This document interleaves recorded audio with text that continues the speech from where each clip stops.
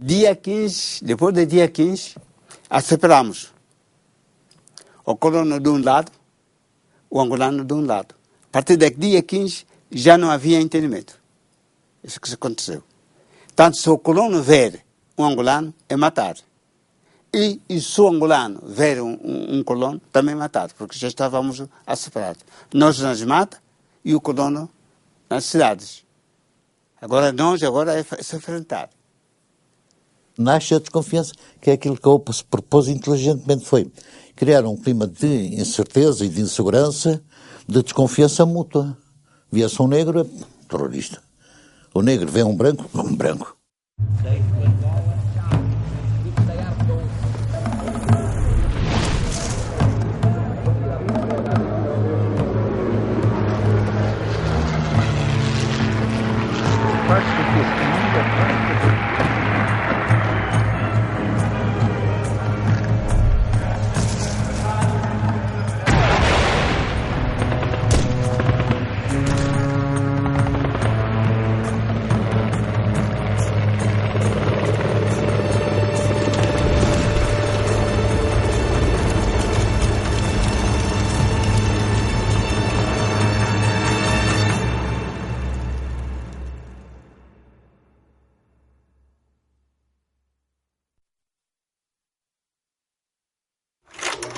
Em 15 de março de 1961, violenta ofensiva da UPA em povoações e fazendas contra a presença portuguesa em Angola.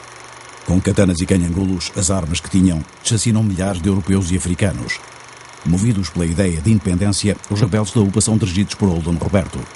Atacam sob estímulos e valores religiosos levam-nos a acreditar então e ainda hoje serem invulneráveis às balas dos brancos. O levantamento é previamente denunciado pelos Estados Unidos, mas o governo português não acredita e a população é colhida de surpresa. As forças militares existentes no território são diminutas e os civis tentam defender-se com os meios que têm. A Força Aérea inicia a evacuação das regiões atingidas e reprime ações da UPA com bombardeamentos em que utiliza bombas napalm.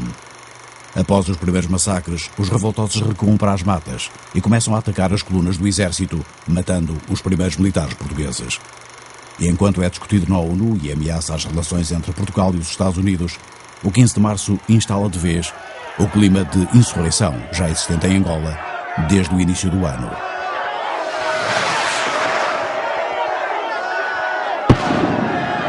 Viva Angola! Viva Angola! Viva Angola! Decorria ainda a repressão a uma greve na Baixa do Cassange, desencadeada em janeiro por cultivadores de algodão, quando, em Luanda, grupos de angolanos dos moceques que envolvem a cidade se levantam contra as autoridades, atacando objetivos civis e militares, nomeadamente os principais estabelecimentos prisionais. Sendo um grito de revolta contra a dominação portuguesa, a ação pretendia libertar presos políticos que, constava, poderiam ser mortos ou transferidos para o Tarrafal em Cabo Verde. Era sábado, dia 4 de fevereiro de 1961. Atenção, Humberto. Recebemos em Lisboa um comunicado distribuído pelo SNI em que nos dizem que houve movimentos de pura traição, não se podem considerar de rebelião, de grupos armados que assaltaram a casa de reclusão militar, o quartel da Companhia Móvel da Polícia de Segurança Pública e as cadeias civis de Luanda. As baixas que há a lamentar não são muitas. Pois mesmo que a parte das forças de polícia não chegam sequer a uma decena. A coisa foi relativamente pequena e localizada em 2 ou 3 pontos da cidade a ter a sua vida normal. Em Portugal, os ouvintes não podiam imaginar o significado deste facto que a rádio desvaloriza e que se junta a outro acontecimento singular que já vinha abalando a tranquilidade letárgica do país. O Santa Maria, o magnífico paquete português, o orgulho da Marinha Mercante Nacional, foi assaltado por um grupo de aventureiros capitaneados por Henrique Galvão. Tomado por um grupo da oposição, o navio Santa Maria passara a navegar sob o nome de Santa Liberdade. O assalto ocorrera em 22 de janeiro e desde então o caso era seguido por todo o mundo com uma curiosidade corrosiva para o governo português. The Portuguese cruise ship Santa Maria, one of the most luxurious liners afloat, is the center of a drama on the high seas of the Caribbean. O desvio do Santa Maria trazia ao país uma animação política que os portugueses nunca tinham experimentado e que se estendia a Angola. Era propósito de Henrique Galvão conduzir o navio para Luanda e aí desafiar a ditadura, agitando a ideia de um movimento contra a soberania portuguesa no território. Silva Tavares, o governador, considera mesmo que o 4 de fevereiro é apenas uma parte da Operação Dulcinea, conduzida por Galvão. Era preciso dar a impressão de que o ato dos revolucionários da Ibéria, como a si próprios se chamam os criminosos assaltantes do Santa Maria, tinha eco em qualquer parcela do território português. Atacaram sobretudo a Casa de Reclusão. Vinham a saber depois, por intermédio de pessoas que eu conheço lá em Angola, que o Galvão deu ordens a pessoas suas conhecidas em Angola para prepararem-se para um levantamento não sei em que ponto, mas em Angola. Apareceu um senhor em Kinshasa, que se dizia da oposição, chamado Gilles Clemente. Esse senhor diz que ele era socialista e que gostaria de fazer um movimento aqui, espetacular, na chegada do barco Santa Maria. E ele nos pediu 500 homens. Reuni o Conselho de Defesa Provincial e os militares disseram assim, que não tinham nem aviação, nem marinha de guerra, capazes de garantir que ele era, o navio, dada a velocidade do navio, era detectado a tempo de eles poderem preparar-se. É isso que me dizer para Lisboa. Preciso de 500 homens porque vai haver um assalto em Luanda. E nós pensávamos que o Cônigo Manuel estava em perigo naquela altura, porque precisamente havia contactos para a gente poder criar um evento aqui para chamar a atenção do mundial sobre essa questão da transferência dos prisioneiros para Cabo Verde, do Esteiro. Então, nós, quando ouvimos isto, este deve ser um agente da PIDE. Então, tentamos alertar o Cônigo para dizer que parasse o movimento. O Dom Roberto teve o cuidado de não dizer ao Cônigo para não avançar. Não é? Emitiu um parecer. Não é? Ele tinha informações que, primeiro, que os portugueses já estavam ao corrente da operação, não é? E que a resposta seria uma resposta sangrenta, não é? Que se devia, não se devia levar a ação avante aquela ação. Mas, como disse, o Coronel estava no terreno com os homens, tinha outras informações e ele avançou com a ação do 4 de fevereiro. Seria essa a notícia em todo o mundo, já que o navio seguiria para o Brasil. Os muitos jornalistas que o esperavam em Luanda puderam assim anunciar uma ação histórica, ainda hoje disputada pelo MPLA, que então a reivindicou, e pela UPA, que se reclama de ligações ao Cônego Manuel das Neves, mentor da operação.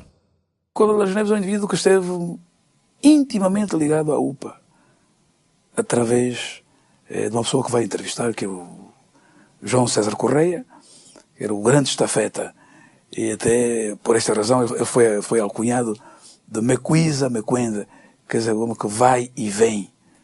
Ele fazia Luanda, Leopoldville, com muita frequência, não é?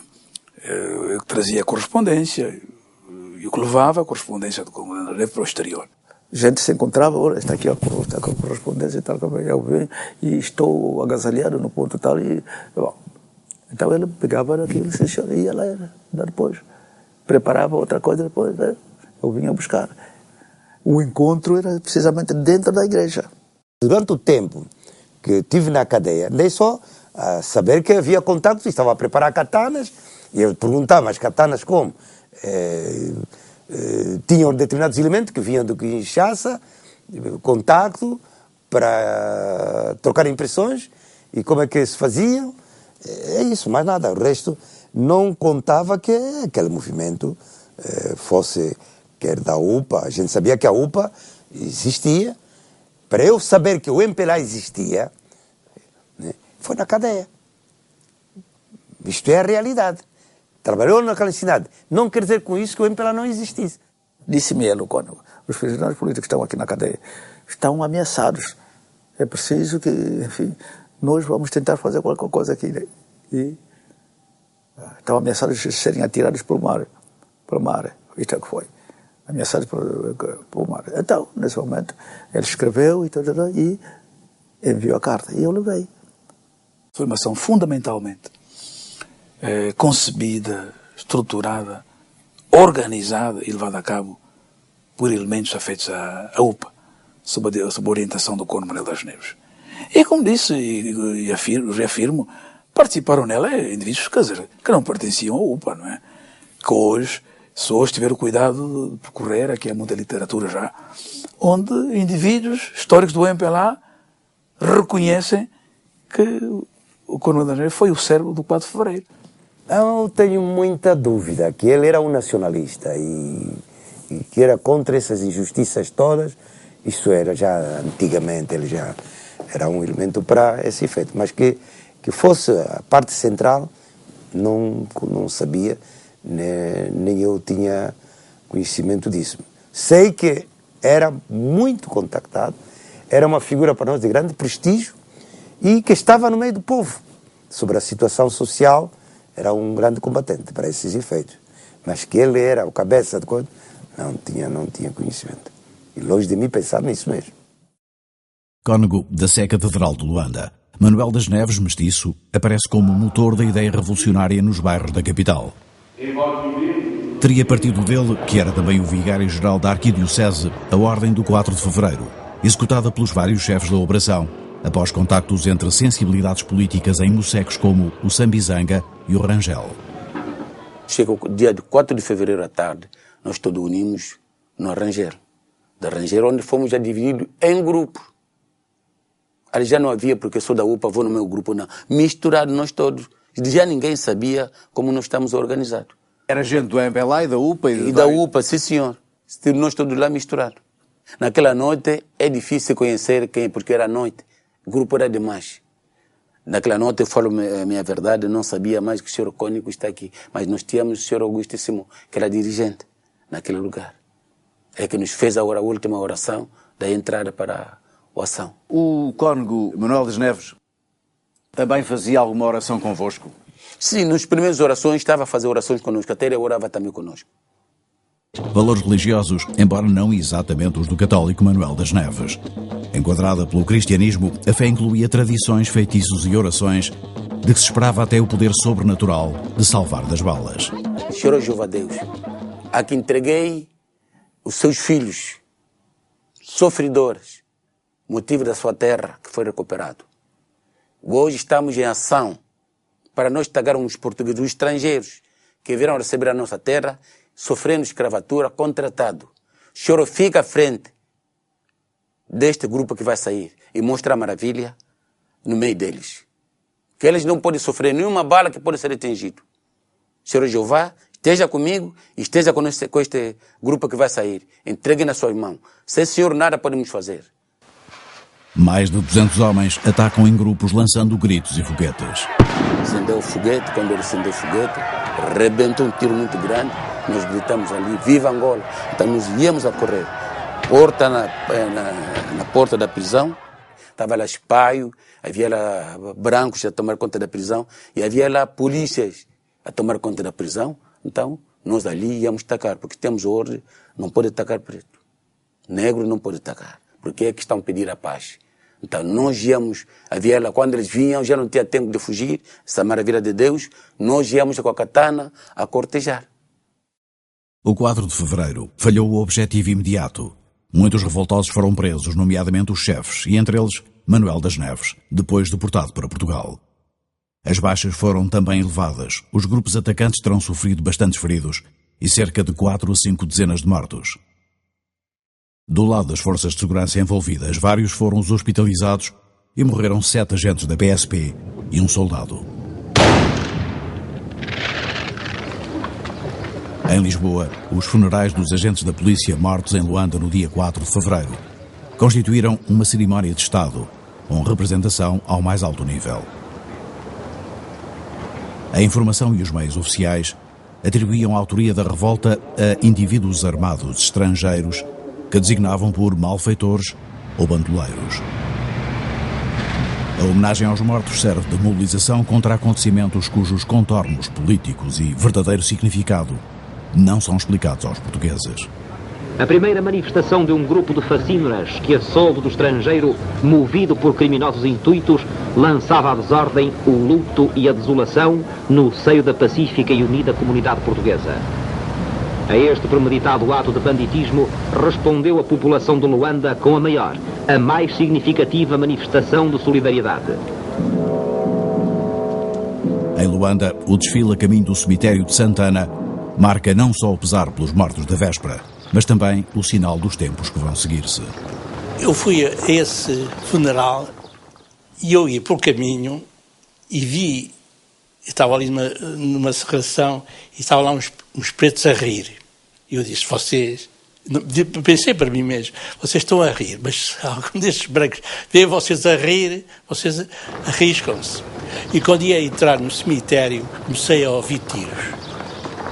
Morreram pretos. Há várias explicações possíveis. Foram os pretos que começaram a disparar sobre os brancos, foram os brancos que decidiram vingar-se dos pretos, não sei. Nesse trajeto do funeral, os ânimos estão excitados, estão um bocado quentes. Há uns pretos lá de umas serrações que naturalmente vieram também espreitar. Então, claro, houve ali um excitamento dos brancos, houve uns exageros que cada preto que viu era um terrorista, era um inimigo. Porque ainda houve um tiroteio no próprio cemitério. Certos núcleos nacionalistas que estavam ali assim regrupados. Depois houve uma ação brutal, quer dizer, já não se viveu, quer dizer, em paz em Luanda. A partir do dia 5, 6, 7, ou por aí adiante, o angolano era caçado como um rato. Depois do 4 de fevereiro havia...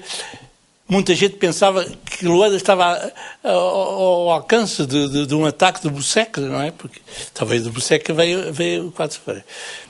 E depois passaram a ser os pretos que estavam com medo dos brancos, que estavam todos armados e que eram capazes de disparar e matar.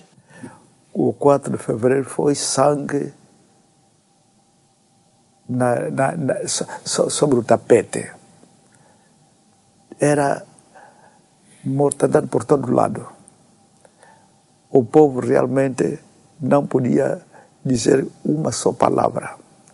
A palavra UPA, que antigamente se pronunciava UPA nené, desapareceu. Porque todo aquele que falasse era...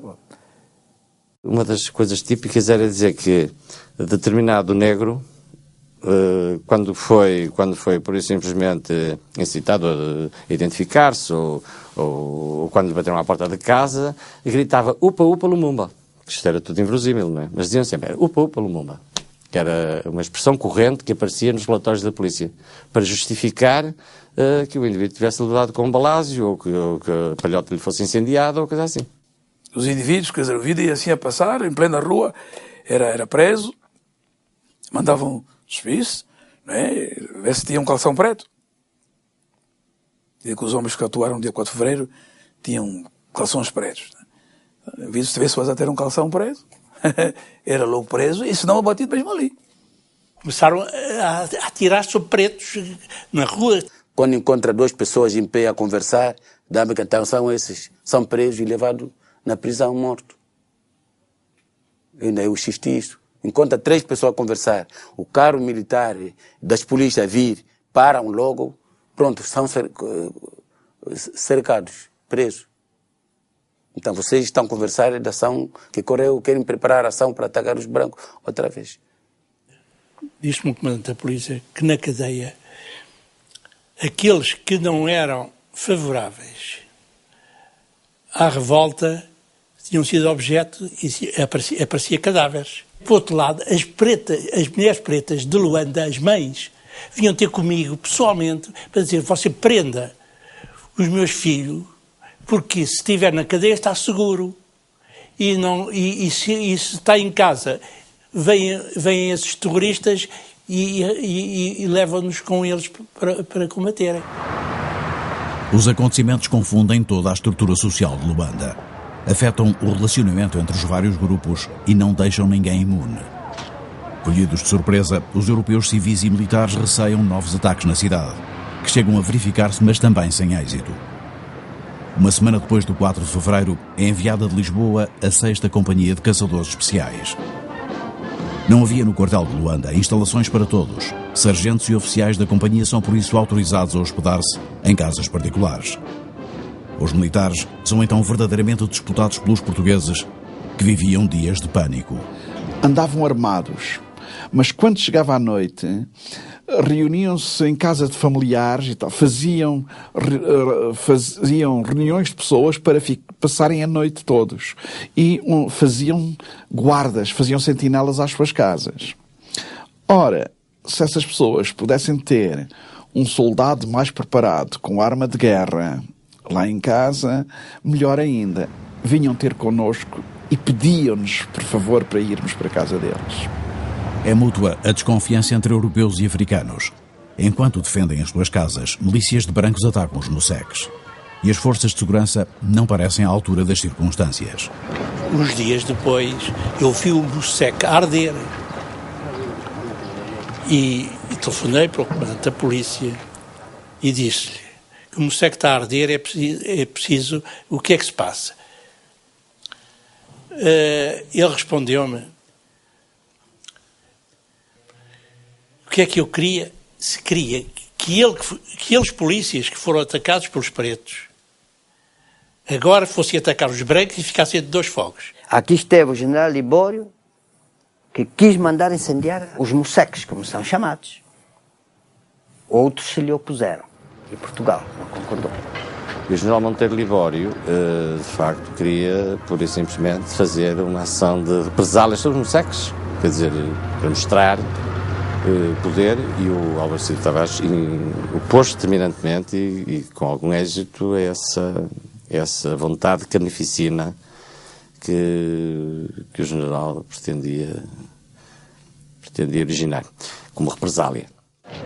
O governador chega a ameaçar com medidas repressivas alguns setores da população civil branca, empenhados em fazer justiça pelos seus meios. Os portugueses entraram já nos bairros. Entraram nos bairros, porque os bairros havia escrito MPLA, havia bairros escrito UPA, iam nos bairros com alguns dirigentes, com algumas pessoas que chamavam o nome de bufo, a mostrar as casas das pessoas. Uma reação brutal, depois houve uma chacina generalizada em todos os mocegos. E aí, vou-lhe falar depois da animosidade das populações que se agudizou contra a população branca, é que a maior parte dos comerciantes, dos portugueses, faziam parte de grupos, quer dizer, que acabaram, já era o princípio das milícias, não é? Que levaram a cabo ações de represália em todos os mocegos. Os comerciantes de determinados bairros, como por exemplo comerciantes de Rangel, organizavam-se à noite e iam ao bairro como por exemplo de Sambizanga, a partir das 2 da manhã, fazer ruas, retirar as pessoas que estavam a dormir. E eram mortos, outros eram presos. E vice-versa, os de Sambizanga iam para o Rangelo e iam para outro bairro. É assim. Nos moceques de Luanda, também as autoridades se empenhavam na perseguição aos suspeitos de ligações ao Congo e anunciavam frequentes descobertas de planos de revolta, após grandes operações de rusga e recenseamento. Eram batidas para capturar ativistas estranhos à capital, a que chamavam infiltrados. Prevendo-se distúrbios na cidade e sendo estes comandados de fora da cidade, portanto, tinha que ser pessoas que não viviam nela, que vinham pelo menos dar instruções, se não viessem mesmo executar as operações deles. E então nós fazíamos batidas às senzalas, aos moceques, em que procurávamos principalmente armamento e pessoas indocumentadas. Os moceques eram todos cercados, portanto havia homens de 3 em 3 metros a cercar os moceques, portanto não entrava nem saía ninguém dali. Cercavam um bairro, né? E iam de casa a casa, só sacavam bolsas angulares pretos, fundamentalmente. Né? E muitas vezes até nem poupavam os velhos, né? Éramos concentrados, enfim, em campos de futebol, né? Então andavam à procura, já naquela altura se falava dos terroristas, né? As rusgas começavam de madrugada e mobilizavam 400 a 500 homens. Envolviam 2 companhias de caçadores, polícias, elementos da PIDE e também cipaios, os polícias da administração portuguesa. Depois do cerco feito pelos militares, as forças policiais procediam à batida. Todos os que não tinham documentos ou eram apontados como suspeitos ficavam sob prisão. Aguardavam então em grandes espaços públicos e perante a curiosidade popular as decisões sobre o destino de cada um. A identificação ou a denúncia podiam ser feitas por informadores, muitas vezes pagos, a quem era garantido o anonimato.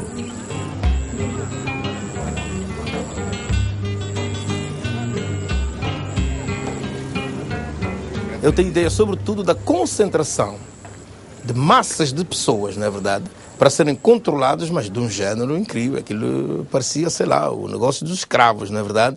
Escolhia essas pessoas, mandava-se-lhes abrir a boca, tiravam as calças, punham os indivíduos nus, não é verdade? Eu via esse tipo de coisas a passar. Nós éramos, enfim, miúdos, né? Miúdos, como quem diz, né? E assistíamos a tudo isso.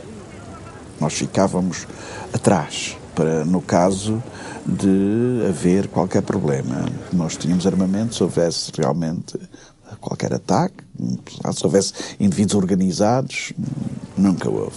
Mas havia muitos detidos, havia caminhonetes e caminhonetes detidos naquela altura. Muitos que foram presos, tirados das cadeias ou levados às suas casas à noite e enterrados aí assim fora de Luanda, uns 20 e tal quilómetros, cavavam buracos, eram tirados aí assim, depois passava o trator por cima deles, enterraram. Havia essas valas comuns, nos anos 61. Meu pai foi preso dia 3 de março de 61 e foi tirado uma noite viva. Dizem que foi tirado no mar. Ele mais os outros. Luanda, a terceira cidade portuguesa. São Paulo da Assunção de Luanda. Ressalta como primeira e significativa nota de afeição o cunho retintamente europeu da cidade. De uma cidade que cresce, se embeleza e se renova de uma maneira prodigiosa. A caminho dos 300 mil habitantes, cerca de 1/3 dos quais europeus, trânsito intenso, grandes edifícios de cidade desenvolvida, bastante mais do que muitas capitais africanas, Luanda era afinal uma realidade social bem mais complexa do que aquela que o retrato oficial mostrava. Toda esta juventude bem cedo tem a consciência de que os portugueses que vivem aqui, iguais em direitos e consideração, sem exceção de cores, são simplesmente portugueses. E esse é bem um título de orgulho, não só para os angolanos, como para os transmontanos, algarvios, timorenses ou goeses.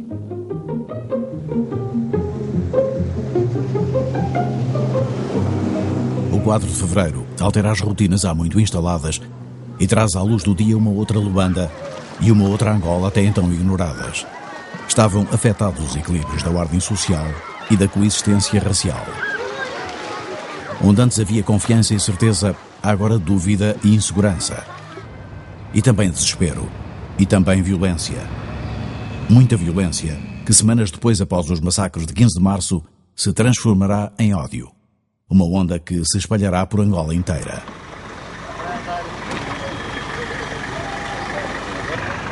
Todo o norte está a ferro e fogo. Da zona do café, de onde viera a riqueza com que se construirá a Luanda moderna, chegam agora notícias de mortos e feridos, presos, desaparecidos. Factos e boatos prolongam o terror das chacinas praticadas pela UPA. Embora localizados a norte de Luanda, os acontecimentos provocaram um abalo que se estendeu para o sul, com perseguições que atingiram em especial os mais instruídos e que afetaram a vida e o convívio entre brancos, pretos e mestiços. Naqueles primeiros meses houve um nítido, as pessoas começaram a afastar-se dos negros, porque poderíamos ser envolvidos, poderíamos ser. Eram as próprias famílias que diziam, não saias. Eu estou a falar de tipos como eu, de tipos como eu. Em Sá da Bandeira, nunca houve nada, nunca aconteceu nada, por exemplo. Fizeram-se rondas, faziam-se rondas à noite, os brancos controlavam para ver se não havia. Ai, de um preto aparecer à noite no meio da rua, um desgraçado qualquer criado que se atrasasse para ir lá para a senzala, era apanhado e o homem tinha mesmo que se explicar muito bem e podia até ser maltratado. Havia rusgas todas as noites, indivíduos que se incorporaram nas milícias, e o facto mais doloroso para mim é ver indivíduos que jogaram a bola connosco, indivíduos que eram, alguns da minha idade, 17, 18 anos, incorporarem-se voluntariamente e assistirem pavos e serenos à morte de colegas nossos. No IGE, as pessoas que lá estiveram conhecem bem estes pormenores, até alguns que custam muito a contar, que é haver dias específicos de perseguição a determinado tipo de profissões. Por exemplo, havia alguém que tinha ouvido dizer que o criado da dona não sei quê dizia que esta noite é que vamos fazer aos patrões não sei quê. E então, nesse dia, os criados eram pura e simplesmente linchados. Então, era o dia do criado. Depois era o dia do contínuo, porque se tinha também tinha ouvido alguém dizer que o contínuo de não sei de onde, da Câmara, tinha estado com o contínuo da Fazenda. Estabeleceu-se a psicose. Eles vêm aí, cuidado, diz que eles que estão em tal sítio. Claro, nunca estiveram em tal sítio. Fizeram-se barbaridades na cidade, e no mato.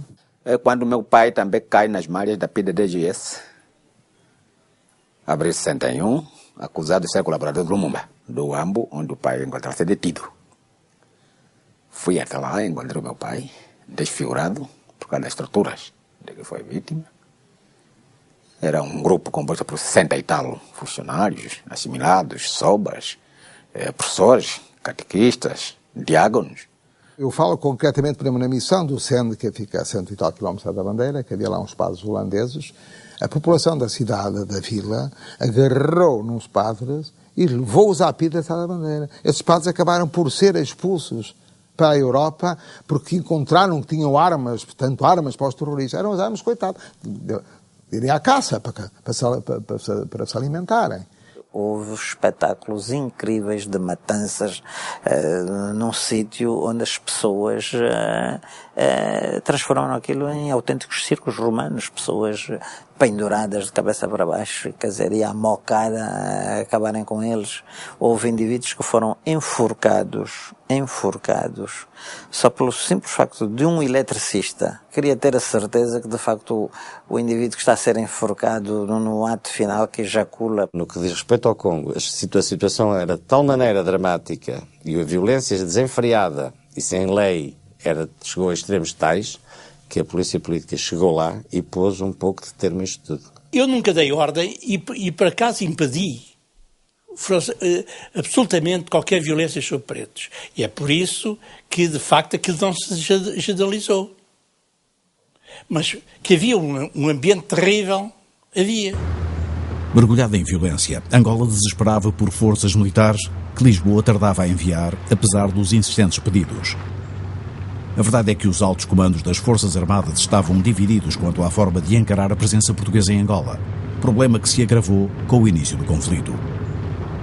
A maioria dos chefes militares parecia apoiar o ministro da Defesa, Botelho Muniz, que discordava da política ultramarina e do envio maciço de tropas.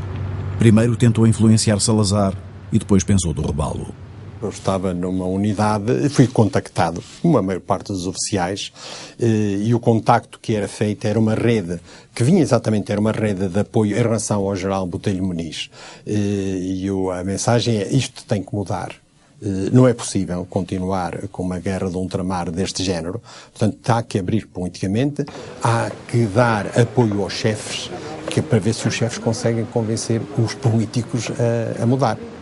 Portugal, no conturbado momento político internacional que a todos enche de apreensões, está, no entanto, em condições de vencer muitas das suas dificuldades, se não todas, com a ajuda da sua fé cristã e de uma inquebrantável determinação de unidade nacional que, sem ressentimentos ou agravos, passados ou presentes, deve reunir todos os portugueses por amor da pátria e da civilização ocidental ameaçada.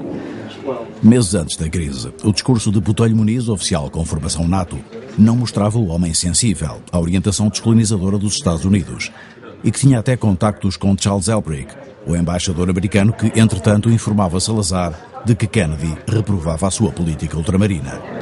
O embaixador Elbrick chega ao Salazar, aos cumprimentos iniciais, e diz: eu trago uma mensagem do presidente dos Estados da América, do presidente Kennedy. Me leu a mensagem. O Chantac traduziu, dizia muita coisa e tal, mas no fim acabava assim. Portanto, Portugal terá que já conceder a autodeterminação à Angola, se não mesmo a independência. Era o fim da mensagem. Bom, segundo me contou o Teodoro Chantaque. A Abrilada começaria com um relatório apresentado no Conselho Superior Militar por Albuquerque de Freitas, chefe do Estado-Maior da Força Aérea. Apoiado pelos militares presentes, o relatório fazia críticas ao governo e não apenas à política colonial. Os americanos tiveram conhecimento desse relatório, então foi que o embaixador da América, por ordem do então presidente americano, nos veio propor para nós realmente modificarmos as nossas ideias relativamente à questão ultramarina, que eles nos apoiariam não só materialmente, como sobretudo nas Nações Unidas, permitindo que a descolonização se pudesse fazer pacatamente, que a consulta às populações ultramarinas se pudesse fazer pacatamente, dando-nos um prazo mínimo de 12 anos. Salazar conclui que está em marcha uma conspiração envolvendo os Estados Unidos, seu aliado, e Botelho Muniz, seu ministro e general com o poder das armas. O que eu digo é que ele, general português, tomou em conta a situação mundial na qual se inscreve os Estados Unidos para tomar uma atitude que lhe pareceu que era a mais indicada para o Estado português. Havia na Embaixada da América um adido naval que eu conheci muito bem e vinha a conhecer mais tarde nos petróleos, que se chamava Fitzpatrick, que era o adido naval à Embaixada da América e que era o agente da CIA em Lisboa nessa altura. É o chefe da CIA, ou o chefe, enfim, era um homem importante da CIA. E esse homem é que se entendia-se com o Botelho Muniz. Disse-me a mim o Botelho Muniz: eu estou em contato com a CIA através do comando de Fitzpatrick. Isso aí mesmo. E então o comando de Fitzpatrick estava a impulsionar o Botelho Muniz para o golpe. Quer dizer, não só houve uma diligência diplomática diretamente no presidente Salazar, como agora havia uma coisa já militar, portanto os americanos realmente estiveram do começo interessados. Não conheço nenhuma posição que ele tenha tomado a respeito da estruturação de um caminho para o futuro desses territórios portugueses. E isso é, a meu ver, um vazio de projeto de intervenção, de golpe de Estado, que é muito difícil de aceitar. Para Adriano Moreira, o caminho do projeto de Botelho Muniz estava mal definido, não indo além do programa de descolonização das Nações Unidas. E como, por outro lado, acreditava que Salazar optaria por um processo de reformas em Angola, apoiou o contragolpe, liderado por Caúlza da Riaga. Então, subsecretário de Estado da Aeronáutica, Caúlza conseguiu desarticular a principal reunião conspirativa contra Salazar, denunciando a conjura ao Presidente da República, Américo Tomás. Chamei o general Araújo, Gomes de Araújo, e disse-lhe: o senhor vai ser nomeado chefe de Estado-Maior-General das Forças Armadas daqui a bocadinho. Depois propus logo a seguir isso e foi aceito. Vai ser nomeado daqui a bocadinho. E logo que seja nomeado, que é daqui a horas, o senhor convoca todos os generais do Exército, enfim, ou quase todos, e convence-os a não ir à reunião. Porque o que era preciso é que a reunião fosse sabotada. Era exatamente uma reunião para se assentar, já que o Presidente da República não tinha aceito as sugestões que o Botelho Muniz tinha preconizado, para nós, como estávamos convencidos que tínhamos todas as forças a nosso favor, exceto, nessa altura, já a aviação e a marinha, mas elas não faziam falta nenhuma, para fazermos um golpe militar, destituindo o Presidente do Conselho. E não se sabia bem se iríamos também substituir o Presidente da República. Mas o Presidente do Conselho estava um avião até preparado para o levar para a Suíça. E eu fui direto para Belém, falar com o Presidente da República e contei a cena toda. E enquanto eu estava lá, Presidente da República, veio um pedido da Defesa Nacional, do Ministro da Defesa, para ser recebido imediatamente. Ele queria propor a minha demissão. O Presidente da República disse que não recebia, que não podia receber. E eu parti para o Náutico e estabeleci um posto de comando aqui no aeroporto de Lisboa. Nessa altura já o Caúlza da Riaga tinha minado as coisas, se tinha voltado contra o Botelho Muniz, porque ele e o Botelho Muniz nunca tiveram muito boas relações, e denuncia, portanto, o que se estava a passar ao Presidente da República e ao chefe do Governo e parece que o aconselha a que a melhor solução era realmente, de repente, destituir os ministros militares e substituí-los por outros que fossem da sua inteira confiança. Entretanto, aí por volta da hora, eu convoquei também para o meu comando o Solário Alegre. Sabe quem é o Solário Alegre? Era uma espécie de chefe de gabinete do Salazar. O professor Lambradas, que era íntimo de Salazar, e quem foi mais? E o general Gomes de Araújo, já há pouco disse. E disse-lhes assim: meus senhores, torna-se indispensável que o Ministro da Defesa, o Ministro do Exército, o Secretário do Exército, o chefe de Estado Nacional sejam demitidos antes das 3 horas da tarde, porque logo há uma reunião às 5. E se realmente eles conseguem uma reunião grande, estamos em guerra civil a seguir. Durante a reunião tudo se alterou, porque logo que se soube que o general Botelho Muniz ia ser destituído, se realmente o general Botelho Muniz tem querido forçar, e isso talvez fôssemos para um simulacro, ou mesmo para uma guerra civil, sem querer forçar a ação das forças da região militar de Tomar, que eram as mais fortes que existiam em Portugal. Naturalmente, a Abrilar tinha conseguido impor-se. E realmente, às 3 da tarde, mais a emissora nacional anunciava a admissão daquela gente toda. O Sr. Presidente do Conselho assumiu as funções de Ministro da Defesa Nacional e foram substituídos os ministros do Exército. O Botelho Muniz estava efetivamente incapacitado. É a única explicação que eu tenho. Porque o Botelho Muniz quis fazer uma coisa de natureza legal, e a partir do momento em que o Salazar lhe escreve uma carta a dizer, e o Tomás a dizer que ele tinha deixado de ser Ministro da Defesa, ele, nessa reunião da Cova da Moura, diz: meus senhores, estão alterados os pressupostos do movimento, eu já não sou Ministro, vou ouvir, entretanto, as pessoas, mas eu, por mim, não avanço. E ninguém quis avançar, a não ser o Craveiro Lopes. Quando é ouvido, diz: eu não tenho meios à minha disposição. Se os tivesse, sei muito bem para onde ia. De facto, além de Costa Gomes, que Caúza considerava o verdadeiro cérebro do golpe, estavam na reunião quase todos os principais chefes militares. E além deles, um marechal que fora Presidente da República, entusiasta de Salazar que o escolhera, mas que, entretanto, caíra em desgraça junto ao Presidente do Conselho e estava agora pronto a derrubá-lo, na esperança de voltar a Belém. Primeiro, o Craveiro Lopes estava posto à margem, não estava reservado papel nenhum. Quando ele entra na conjura, já na parte final, estabelece uma dúvida, não sei, fica-se sem saber, eu próprio não sabia, não soube, porque o Craveiro Lopes disse-me, mas com alguma hesitação, que ele seria o Presidente da República e o Botelho Muniz, numa primeira fase, o chefe de governo, para depois chamarem o Marcelo Caetano, porque o Marcelo Caetano não quis aderir aos movimentos iniciais do golpe. Salazar derrotava uma tendência reformista do regime que vira na guerra uma oportunidade para agir. Incluía Craveiro Lopes e membros do governo como o Ministro do Exército, Almeida Fernandes, e Costa Gomes, seu subsecretário. Também apoiavam Botelho Muniz os chefes do Estado-Maior das Forças Armadas e do Exército, que estavam, aliás, de visita a Angola a quando 15 de março.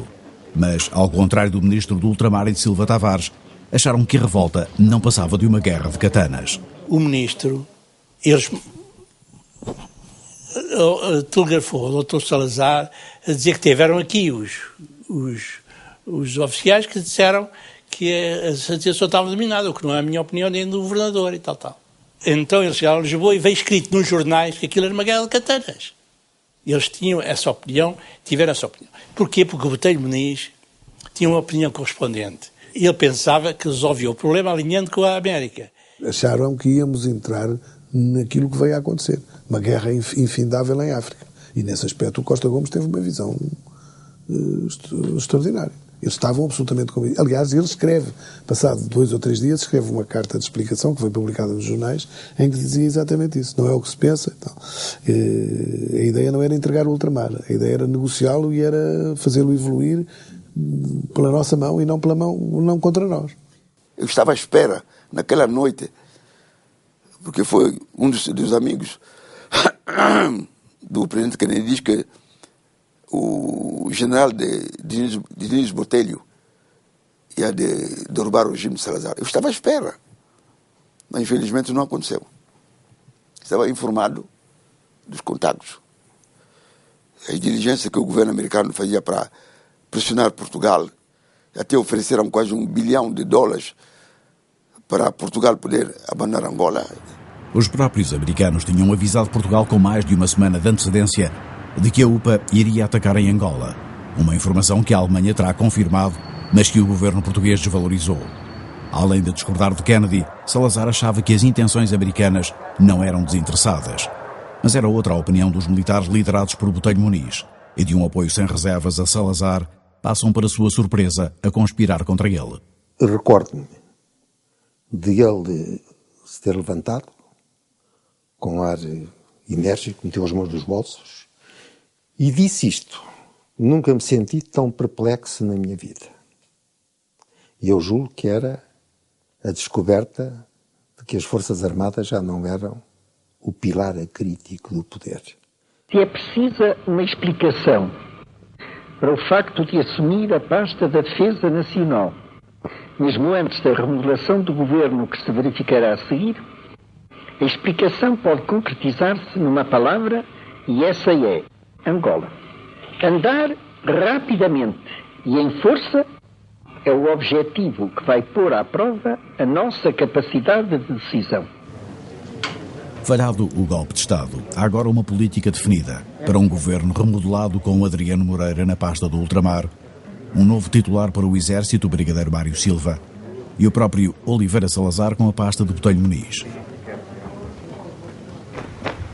Salazar podia finalmente mobilizar para Angola a máquina militar, agora que estava liberto dos embaraços internos.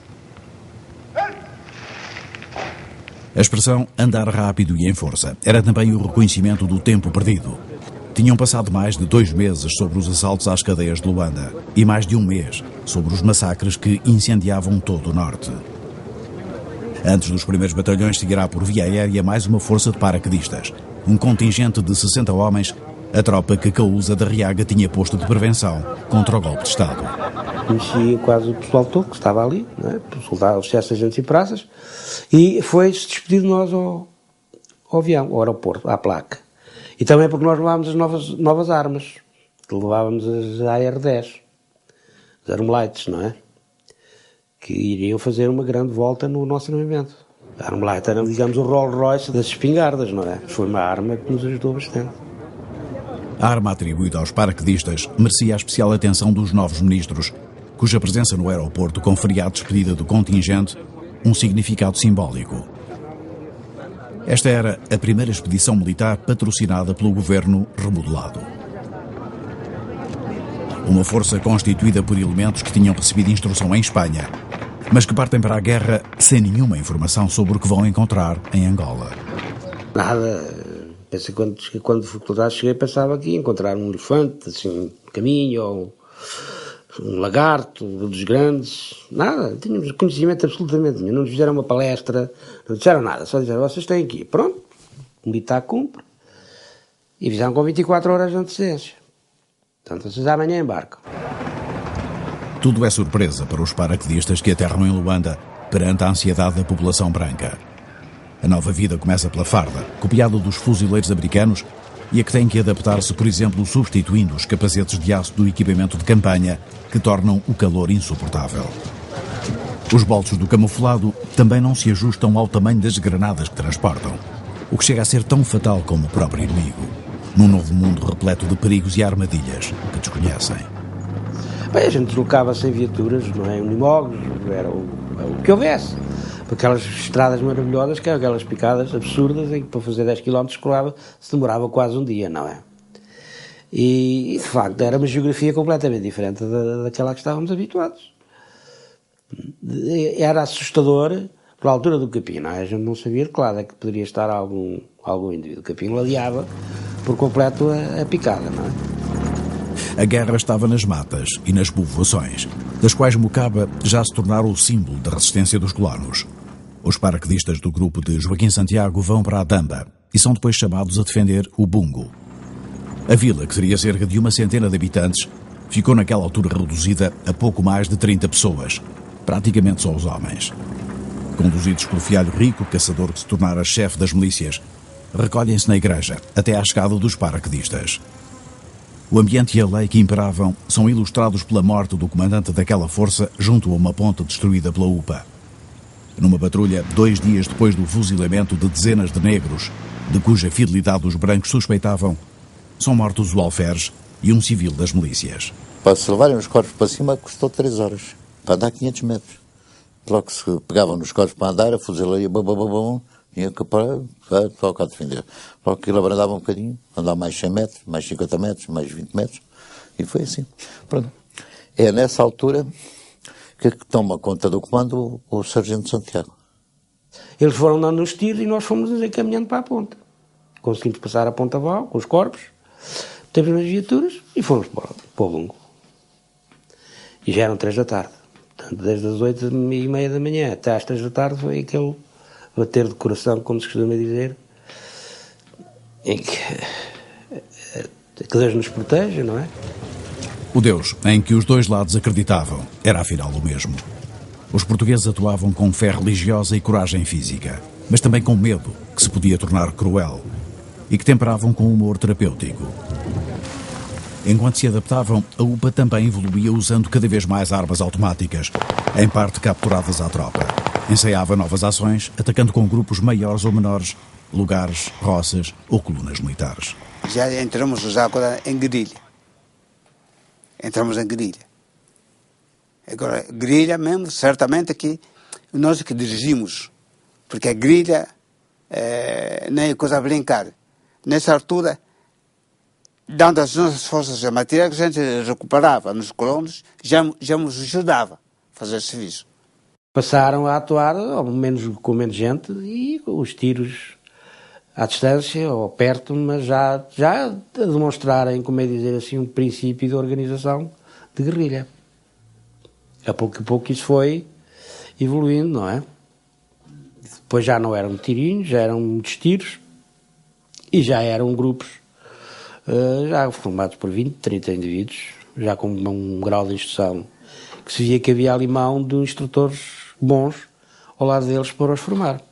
Aí veio com 50 ou 150, eu vou com ele, no combate. Então, quando regressar, então amanhã também, mais outro grupo, sempre assim. Como os portugueses, de maneira que estavam os aviões, mas aqui foi os aviões.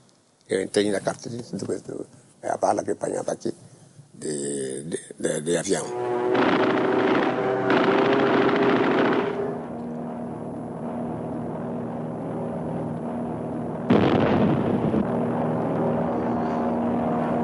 Bombardeiros PV-2, que havia na altura, a lançarem bombas em que a própria aviação nos aconselhava a não nos levantarmos devido à deslocação de ar própria que eles faziam, que eram lançadas na mata. E se visse o barulho que vinha da mata, os gritos que vinham da mata, além na altura dos bombardeamentos também, pavoroso.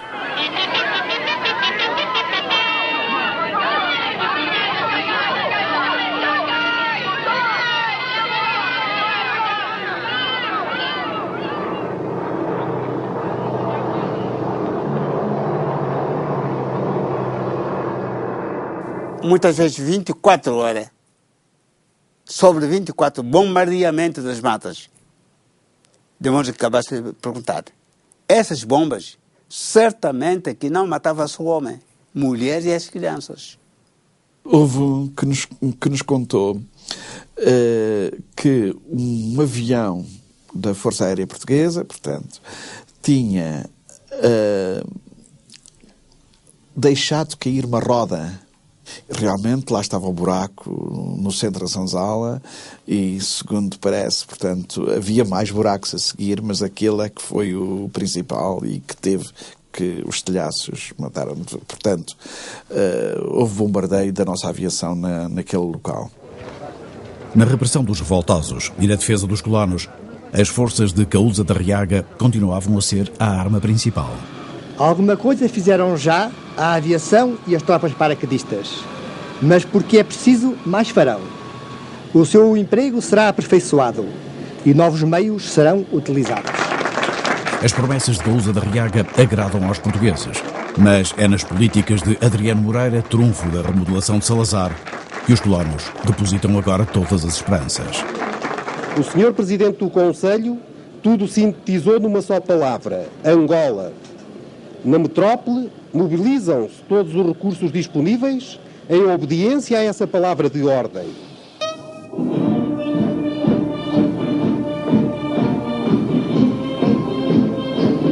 A emissora nacional registra a partida de um contingente militar com destino ao ultramar português.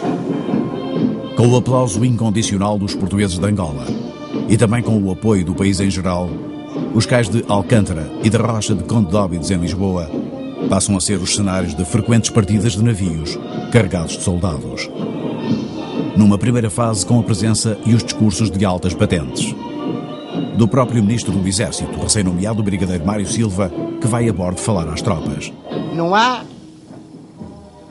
processo de que nas alforjas internacionais consigam demolir o nosso amor à nossa terra, o nosso amor à terra portuguesa não é de agora. E é essa certeza que nos dá o mantermos no ultramar perpetuamente. A coisa que mais me impressionou foi uma locução, não é, de despedida, já não tenho a certeza, mas que foi de facto uma oportunidade muito importante e que veio ali dizer que nós devíamos combater como os outros combatiam, quer dizer, se nos cortavam as orelhas, devíamos cortar as orelhas, enfim, se nos fizessem coisas desse tipo, que devíamos retribuir do mesmo modo, quer dizer, essa era a linguagem oficial. Mário de Pádua segue como alferes miliciano médico no primeiro contingente que parte para Angola, no dia 21 de abril. Uma semana depois do afastamento do Botelho Muniz, está pronto para levantar ferro de Lisboa o navio Miaça. Leva a bordo 1.800 homens dos batalhões de caçadores 88 e 92 e 4 companhias de artilharia. Partem finalmente de Lisboa as forças com que o comando da região militar de Angola vai iniciar a recuperação de um vasto território, onde a UPA tinha substituído pelos seus símbolos as bandeiras nacionais portuguesas.